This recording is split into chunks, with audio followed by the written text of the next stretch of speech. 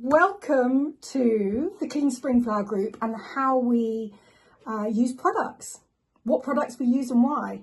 As most of you know, we are an eco-green cleaning company. A lot of people say they are, but in reality, they aren't. We really are eco, and we're going to share with you exactly the products that we want us to use when we're out on the front line looking after your home and your health. So I've got Julie here. Hi. Hi. Are you excited about this? Very.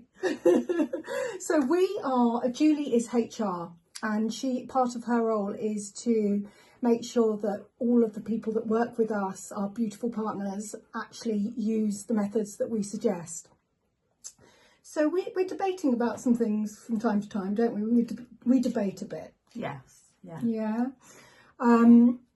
But yeah, I mean, my background, I'd love to know what your background is after this.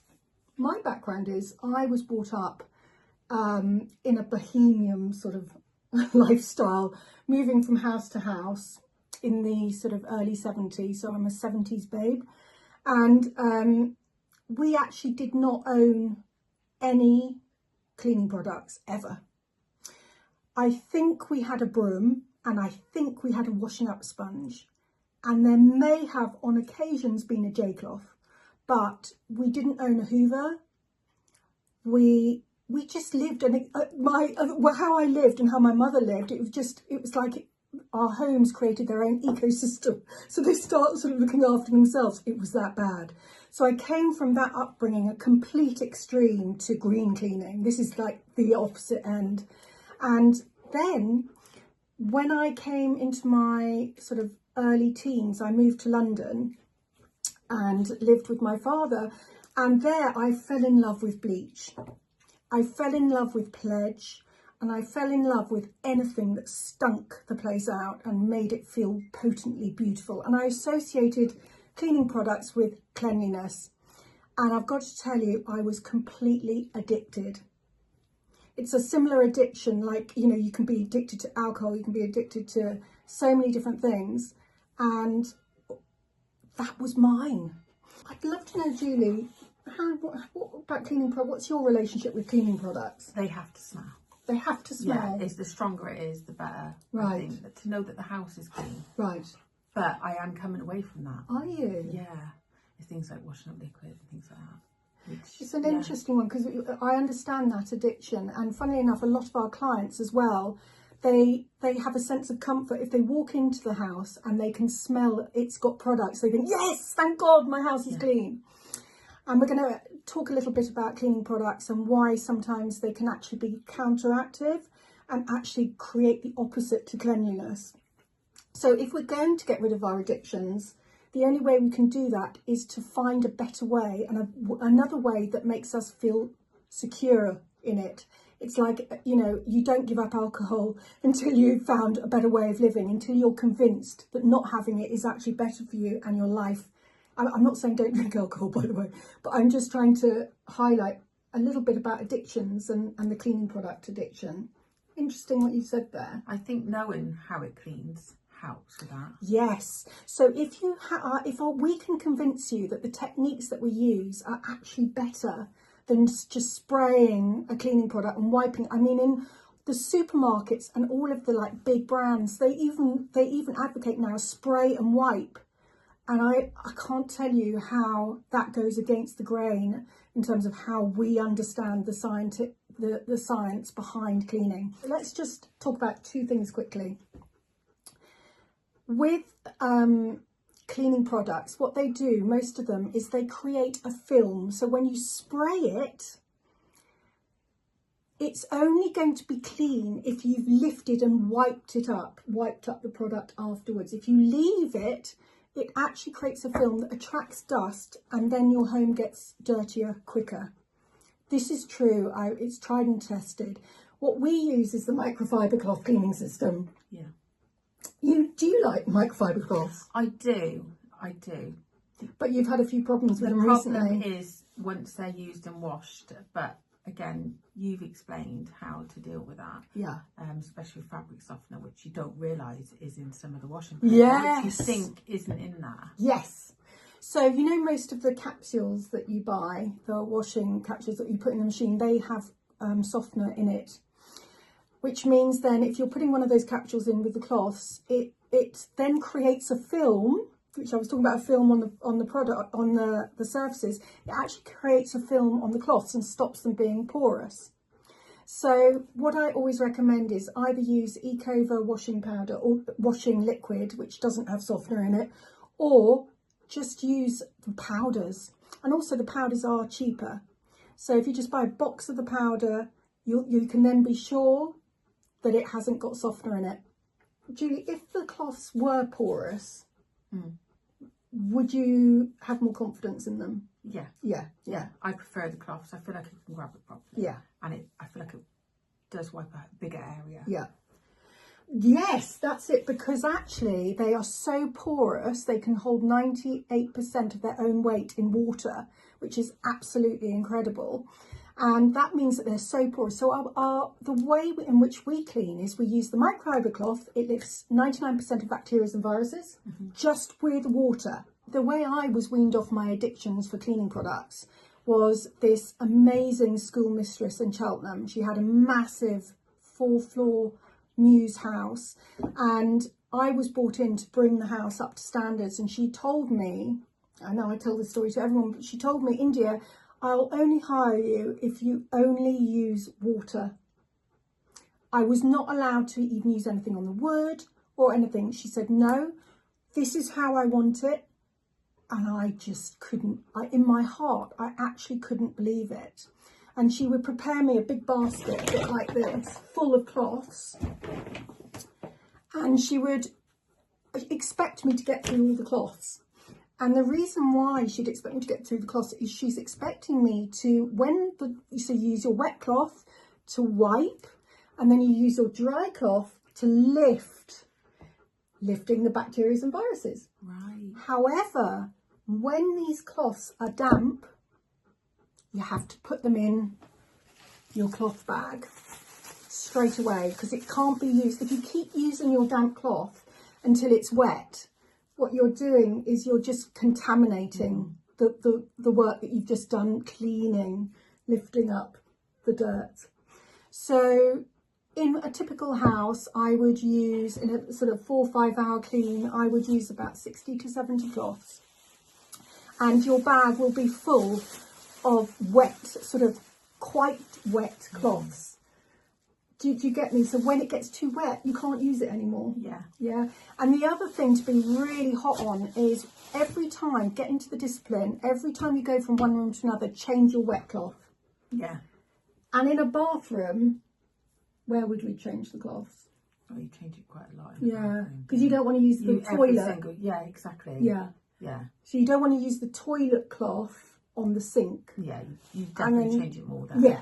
So bathrooms and kitchens where you've got the journey of the germ. So in the kitchens, you've got, you know, when we walk into the house, we've got our hands, we're probably contaminated from the supermarket. Think about the journey of the germ, that in those places be really, use a little bit more product, and we'll come into that. But most of the house should be cleaned with water. And actually, once you've actually done this 2 or 3 times in a home, you will get addicted to the clean smell. It's like when I was younger, I was addicted to Coca-Cola until my doctor explained to me what harm it was doing to my body, just living on Coca-Cola. It's the same with cleaning products. You know, if you have just water, if you drink water, you're much more healthy than if you drink Coca-Cola. It's the same thing, with the cloths. So water, use it where possible. So we've understood journey of the germ. We've understood using lots of cloths. Water does actually lift 99% of bacteria and viruses on its own. So it's a complete myth that you have to use cleaning products. It's a myth. You do not need cleaning products. However, we are a green cleaning company, and we also appreciate that clients also do like a little bit of a smell and like the confidence that they've got the right products being used in their home. So in a moment, we're going to start looking at the kit that my amazing team of incredible workers use. Right, here's the exciting bit. We're going to reveal the products that we use in our Clean Spring Flower cleaning group. First of all, we have a bag. It's a wonderful bag. The reason I think it's wonderful is because it says passion for cleaning with water. So even if you're not converted yet, one day you will be. And this is the bag which we use to keep our amazing cloths, of which I said, you know, in a day, make sure you have 60, 70, 80 cloths at hand so that you're not cross-contaminating. So everyone has a bag, passion for cleaning with water. Everyone has a basket where you can put your Hoover edges, you can put your cleaning products in there, and it's nice to keep that nice and clean, wipe it out regularly. Okay, our most popular go-to cleaning product is washing up liquid. Gwen, could you pass me the... So you'll have a beautiful big 5 litre container with washing up liquid. Interestingly enough, we've been doing this for years, but they've only just started in supermarkets to sell spray fairy liquid cleaning products, which I find really interesting because that's what we do. But now it's becoming a big thing. People are catching on that actually less is more. Is it just washing up liquid though, or is there more added to it? No, it's plain washing up liquid. I don't know exactly the consistencies. I haven't looked into it yet, but the principle is they now use spray fairy washing up liquid. Also, washing up liquid's good for grease, isn't it? Yeah. Really, really cool. We use the green spray bottle with washing up liquid. Do you know how much we should put in there? What's your gut feel? 1/4. No! Oh, even Brian is shocked. Right, 2 drops. I love it. I like it. 2 drops. So actually, if you look, it says 50, 100. So just maximum to the 50. You'd use less. 2 or 3 drops. 2 or 3 drops. Yeah. I'm learning. This is amazing. Too much. Too much. So where it says the little 10, we're probably really looking at 2.5 if Bren's theory is correct. I sort of know, because actually if it's too frothy, again, you're having to clean up more after yourself. So too soapy. Yeah. So It just leaves a greasier layer if you put too much washing up liquid in there. it's what? It leaves a greasier Greasier, layer. right. Okay, this is so cool. So basically the litre washing up liquid will probably last you a couple of years. Yeah. Cleaning every day. So how cost effective is that? And it is, and particularly when you've watered it down to that much, it's so natural. I absolutely love this go-to product. One thing I would like to say, tell me if you've ever done this, is if you spray the cupboard fronts with it and leave it, it leaves spray marks. So you have to be really careful. Don't spray unless it's evenly coming out. Make sure it's a proper all over spray, not a targeted thin little spray that goes. Right. Otherwise, so it will leave marks when you wipe it off. Yeah, it's the. If you imagine it's like fairy dust, just lightly landing on the area. Right. Okay. Yeah, you don't want to have it all like spurting out in one jet. I've only ever had one cupboard which has done that, but I think it was just generally the cupboard itself. Right. Yeah. Just be really careful. Cupboard fronts, often they're very, very sensitive. So just be aware, if you are spraying washing up liquid, make sure it's nice and dusty and then wipe straight after it when you do your chunk by chunk, rather than going around spraying the whole thing and leaving it and then coming back. The one product you would do that with is if you were using Flora, you would spray it and you have to leave it. Otherwise it doesn't actually kill the bacteria and viruses. Ideally about 5 minutes, which a lot of people don't talk about. They just spray and wipe and then it doesn't work anyway. Is that the same with Dettol? And the same with Dettol, yeah. So we're going to come to that. If you want to kill bacteria and viruses with a product, you can spray and leave for 5 minutes. But as I said, the cloths will lift the bacteria and viruses on their own, as long as you're not cross-contaminating and keep using a wet cloth to dry. You can actually, this is me proving my point, you can actually use just water if you understand how to use the cloths. So this 99.9% bacteria killing thing is a myth? It's a complete myth. You can do it, but you have to spray and leave it. And most people, what cleaners spray the areas and leave it for 5 minutes? I bet you, if we interviewed all the cleaners in the country, not many would do it. So we're actually using product, using it wrong, and it's not having the outcome we want. And those cleaners are not using proper microfibre cloth. So you're actually probably, if you had one of those light guns, you know, you can buy those guns that shine up in the light, show where the bacteria are. It's very exciting. So it's worth doing that, buying one of them. So in theory, we're just using water anyway if we're not leaving it for 5 minutes. You're just using Okay. So cool, isn't it, to understand that principle? Once you know that, it does change your way. Yeah, is it changing you a little bit? Slightly. Good. So with the Dettol, now I'm interested. I've got Bren here. She is incredible. She understands about green cleaning more than anyone, and I'm going to challenge. I'm interested to know what she's going to say to this. So with the Dettol, I love how when you put it in a bottle, you add the water, it goes white. It's like clinical. Oh, isn't it gorgeous? How many tops of these would you use of the Dettol? What, in a bucket of water? No, in your spray bottle, my love. Yeah, spray bottle. So in the spray bottle, we use red for killing bacteria and viruses. With the Dettol, I would probably use a cupful. Would you? Or, one of those. One of these. Yes. Yeah. So it just looks like that, a capful. Yeah. I think you're right.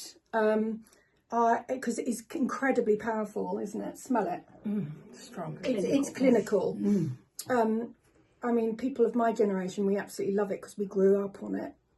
Yeah, well, my grandmother, I remember she absolutely loved Dettol. She'd clean everything with it. So this is what we use instead of 99% bacteria killers. And again, remember, if you want to use it, let it sit on the hot spot. So where's the journey of the germ? Places like door handles. For 5 minutes. For 5 minutes. Surfaces, like in the kitchen, like cutting boards. I would do that. You know, where you've had chicken or something like that on there. I use it inside fridges, on the shelves, inside the sink. So anywhere where you think the journey of the germ might arrive. And remember, the germ only comes in where we bring it into the house. It doesn't just magically appear somewhere. Like people think, oh, I've got to clean the whole house with this in case something comes in the house. You know, oh, what happens if we suddenly get loads of germs up on the wall? It doesn't happen like that. Just think about how do things come in through the house. Another thing to think about is where the pipes and where the water comes out, like if you've got little leaks, you know, and where the fans are. I like to use, you know, if I'm going to use a product, I'd use it in those sort of like in the vents, down sinks, around all those sort of areas. Yeah. Can you think of any other areas, journey of the germ? I mean, I feel better using that in the bathrooms. Do you? I would. You would. would. Then again, I'm still on that water thing. So, well, what you could do, you're on a water journey. What you could do is make the transition to using this slowly, and then as your confidence grows, you will fall in love. But as you said, it's a journey. Again, you know, this is a whole book. This could last you a year using it every day. So again, there's, you know, there are supermarket aisles selling this stuff. We're overbuying and over consuming. Please, someone listen to me. The next one now. This is a really important area. It's called hard water. Lime scale. So many people have lime scale in their homes. Look, the normal sort of products to use for lime scale remover is Kill Rock and Vical, which we advocate using on deep cleaning when you've got a lot to get rid of. But once you're on top of it, and this is what we use with our lovely partners, is we use vinegar. And so it's 50-50, 50% of the bottle, which is the blue one, 50% of this will be vinegar, and then 50% water. But then there's no smell. Oh. There is no smell, no. So, it does smell. It does. I don't think it's like a nice smell. No. Though. Do you know, it's a chip shop smell, isn't it? It's a chip shop, and that's, a lot of people associate that. Now, what I would like to say, again, the myth is that the vinegar smell stays. It doesn't. It evaporates very quickly. That's the nature of vinegar. That's why when you spray it, it smells, but then it's quickly gone. So if you're cleaning a home for family, it will be gone by the time they come home or by the time they come into the room. So some clients do like the smell. Some clients do, but I'd say most of them don't. But any that do, can we add anything to that? Yeah, my thinking is this. I love this. When I make my own cleaning products, when I worked out in Dubai, I learnt how to make my own cleaning products, and it was amazing. We used a third vinegar, third water, third. We would then soak it in orange peel, lemon peel, any citrus fruits. Soak the vinegar in that for a week, and then use it with some essential oils. So like Purdy and Fig, they now have the cleaning products with the essential oils separately, so you can choose the smell. Our go-to smell is lemon, because it's nice and clean, and most people don't find lemon offensive. Some of the other smells can be a little bit, dependent on people's tastes. Yes. So we go with the lemon, and I put 5 drops of lemon into this, which is half vinegar, half water, 5 drops of lemon. And again, this then you would use on glass, windows, bathrooms, sinks, taps.